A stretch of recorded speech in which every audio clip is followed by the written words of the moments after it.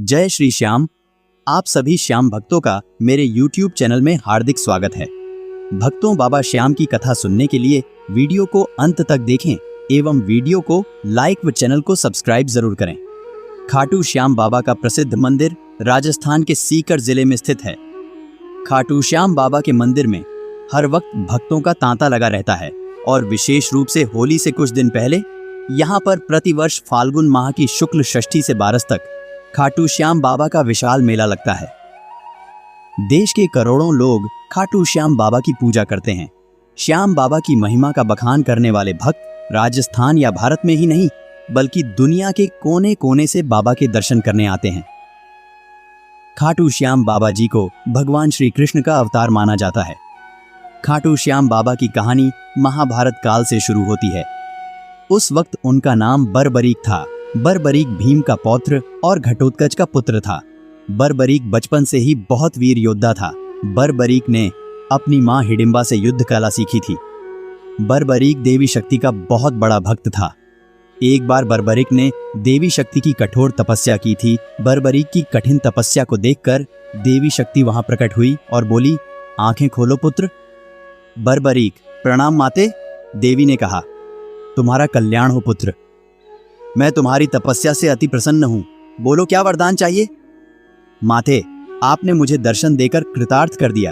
अब तो बस एक ही अभिलाषा है, आपका आशीर्वाद सदैव मुझ पर बना रहे और मैं अपना संपूर्ण जीवन दीन दुखियों की सहायता में व्यतीत कर सकूं। फिर देवी बोली, तथास्तु, तुम सदा दुर्बलों का सहारा बनोगे। मैं तुम्हें ऐसी शक्ति प्रदान करूंगी जो तीनों लोकों में किसी के पास भी नहीं है। पर ज्ञात रहे पुत्र, तुम्हें इन शक्तियों का दुरुपयोग नहीं करना है। भगवती शक्ति ने बर्बरीक को 3 दिव्य बाण वरदान स्वरूप दिए। वो बाण अपने लक्ष्य को भेद कर वापस लौट आते थे। इसी वजह से बर्बरीक अजेय हो गया। बर्बरीक अपनी माता के पास पहुंचा और देवी शक्ति के दिए वरदानों के बारे में बताया। मां, मैं भी कौरव और पांडव के युद्ध में जाना चाहता हूं। मेरी युद्ध में जाने की बहुत इच्छा है। पुत्र बर्बरीक, मैं जानती हूं तुम एक महान योद्धा हो, इसलिए मैं तुम्हें रोकूंगी नहीं। पर मुझे वचन दो कि तुम हारे का सहारा बनोगे। तुम युद्ध में हारने वाले की तरफ से लड़ोगे। मैं आपको वचन देता हूं, मैं हारने वाले की ओर से ही युद्ध करूंगा। अपनी मां को वचन देकर बर्बरीक नीले घोड़े पर सवार होकर 3 बाण लेकर रवाना हो गया। भगवान कृष्ण तो अंतर्यामी हैं, वो ये सब लीला होते देख रहे थे। भगवान कृष्ण जानते थे कि बर्बरीक केवल हार रही सेना की तरफ से लड़ेगा और वो ये भी जानते थे कौरवों को भी बर्बरीक के इस वचन के बारे में पता है। बर्बरीक कौरवों का सहयोग कर पांडवों का विनाश कर देगा। इस प्रकार जब वो कौरवों की तरफ से लड़ेगा तो पांडवों की लड़ रही सेना कमजोर हो जाएगी। उसके बाद वो पांडवों की सेना में चला जाएगा। इस तरह वो दोनों सेनाओं में घूमता रहेगा। श्री कृष्ण को पता था अगर बर्बरीक इस युद्ध में शामिल हुआ तो कोई भी सेना नहीं जीत पाएगी और अंत में कौरव पांडव दोनों का विनाश हो जाएगा और केवल बर्बरीक शेष रह जाएगा। इसलिए रास्ते में ही श्री कृष्ण ने ब्राह्मण का वेश धारण कर बर्बरीक को रोका। बर्बरीक को रोकने का अब एक ही उपाय है, मुझे बर्बरीक से उसके शीश का दान मांगना होगा। हे महावीर योद्धा, तुम कौन हो? ये कुरुक्षेत्र की रणभूमि है। तुम कौरवों और पांडवों के युद्ध में क्या कर रहे हो? हे ब्राह्मण देव, मैं घटोत्कच का पुत्र बर्बरीक हूँ। मेरा प्रणाम स्वीकार कीजिए। मैं महाभारत के युद्ध में सम्मिलित होने आया हूं। ऐसा कैसे हो सकता है? तुम मात्र 3 बाण से युद्ध में सम्मिलित होने जा रहे हो। ब्राह्मण देव, ये बाण कोई साधारण बाण नहीं है। इनमें से मात्र एक बाण भी शत्रु सेना को परास्त करने के लिए पर्याप्त है और ऐसा करने के बाद बाण वापस तरकश में ही लौट आएगा। अच्छा, तो फिर इस पीपल के पेड़ के सभी पत्तों को छेद कर दिखलाओ। बस इतनी सी बात ब्राह्मण देव। बर्बरीक ने ब्राह्मण रूपी श्री कृष्ण की चुनौती स्वीकार कर ली और ईश्वर को स्मरण कर पेड़ के पत्तों की ओर बाण चलाया। बाण ने क्षण भर में पेड़ के सभी पत्तों को भेद दिया और श्री कृष्ण के पैरों के इर्द गिर्द चक्कर लगाने लगा, क्योंकि एक पत्ता उन्होंने अपने पैर के नीचे छुपा लिया था। ये देख बर्बरीक ने कहा, हे ब्राह्मण देव, अपना पैर यहां से हटा लीजिए, वरना ये तीर आपके पैर को भेद देगा। बर्बरीक के तीर बिना लक्ष्य पूरा किए वापस तरकश में नहीं लौटते। ये तीर अचूक हैं, लेकिन अपने निशाने के बारे में खुद बर्बरीक को भी पता नहीं रहता है। उसके इस चमत्कार को देखकर कृष्ण चिंतित हो गए।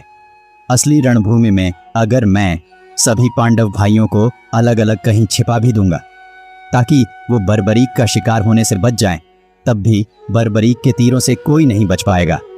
इन अचूक तीरों से कोई नहीं बच सकता है।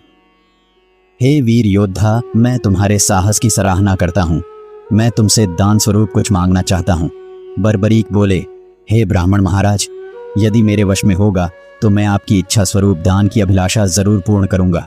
मैं वचन देता हूँ, आप मुझसे दान में जो भी मांगेंगे मैं आपको मना नहीं करूंगा।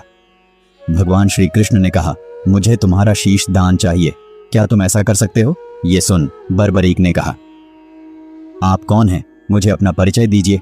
आप मुझे ब्राह्मण नहीं दिखाई देते। कृपया करके मुझे अपने वास्तविक रूप से अवगत कीजिए। बर्बरीक की प्रार्थना करने पर भगवान कृष्ण अपने रूप में आ जाते हैं। बर्बरीक उन्हें प्रणाम करता है। वसुदेव कृष्ण, आप स्वयं मेरे शिष्य दान के अभिलाषा हेतु आए हैं। बर्बरीक युद्ध भूमि की पूजा के लिए एक वीर वर्ग क्षत्रिय के शिष्य के दान की आवश्यकता होती है और तुम महावीर महायोद्धा हो, अतएव मैं तुमसे शिष्य दान मांगता हूं। हे वासुदेव कृष्ण, मैं आपको शिष्य दान अवश्य दूंगा, पर मेरी दो इच्छाएं हैं। पहली ये कि मेरी देह को आप स्वयं अग्नि देंगे और दूसरी इच्छा ये कि मैं अंत तक इस युद्ध को देखना चाहता हूं। ऐसा ही होगा वीर शिष्य दानी बर्बरीक। कलयुग में लोग तुम्हें हारे का सहारा बोलेंगे, तुम्हें श्याम नाम से पुकारेंगे। मेरे नाम से ही तुम्हारी कलयुग में पूजा की जाएगी। कलयुग में खाटू श्याम नाम से तुम्हारी पूजा होगी। फाल्गुन माह के द्वादशी को बर्बरीक ने अपने शिष्य का दान दिया। बर्बरीक को ब्रह्मा जी का श्राप था कि उनकी मृत्यु पृथ्वी लोक पर भगवान श्री कृष्ण के हाथों ही होगी, तभी वो श्राप मुक्त हो सकता है। बर्बरीक का सिर युद्ध भूमि के समीप ही एक पहाड़ी पर सुशोभित किया गया, जहां से बर्बरीक ने महाभारत का संपूर्ण युद्ध देखा। युद्ध की समाप्ति पर पांडवों में ये आपसी बहस होने लगी कि युद्ध में विजय का श्रेय किसको जाता है। इस पर श्री कृष्ण बोले, तुम सबको आपस में विवाद में पड़ने की कोई आवश्यकता नहीं है। बर्बरीक का शिष्य संपूर्ण युद्ध का साक्षी है, अत उससे बेहतर निर्णायक भला कौन हो सकता है। पांडव बोले, ठीक है वासुदेव, इस निर्णय को जानने के लिए बर्बरीक के पास ही चलते हैं। पौत्र बर्बरीक, तुमने तो युद्ध को बड़े ध्यान से देखा है, क्या तुम बता सकते हो हम सब वीरों में से युद्ध जीतने का श्रेय किसको जाता है? बर्बरीक बोले, श्री कृष्ण ने ही युद्ध में विजय प्राप्त कराने में सबसे महान कार्य किया है। उनकी शिक्षा, उनकी उपस्थिति, उनकी युद्ध नीति ही निर्णायक थी। मुझे तो युद्ध में सिर्फ वासुदेव श्री कृष्ण का सुदर्शन चक्र ही घूमता हुआ दिखाई दे रहा था, जो कि शत्रु सेना को काट रहा था। इस धर्म युद्ध को जीतने का संपूर्ण श्रेय भगवान श्री कृष्ण को ही जाता है। वीर बर्बरीक, तुम धन्य हो, तुमने बिल्कुल सही निष्कर्ष दिया। इसके पश्चात सभी पांडव बर्बरीक के निर्णय की सराहना करते हैं और भगवान कृष्ण से क्षमा मांगते हैं, क्योंकि वो जानते थे यदि स्वयं वासुदेव ना होते तो यह धर्म युद्ध जितना असंभव था। धर्म की विजय स्वयं वासुदेव कृष्ण के कारण ही हुई थी। भगवान श्री कृष्ण के आशीर्वाद से बर्बरीक को कलयुग में श्याम नाम से पुकारा जाने लगा। आज भी खाटू श्याम जी महाराज के अनेकों भक्त रोजाना उनके दर्शन करने जाते हैं और उनसे मनोवांछित फल की प्राप्ति करते हैं। मुझे उम्मीद है आज की ये कथा आपको अच्छी लगी होगी। सभी भक्तों से मेरा अनुरोध है कि वीडियो को लाइक एवं चैनल को सब्सक्राइब करना ना भूले। जय श्री श्याम।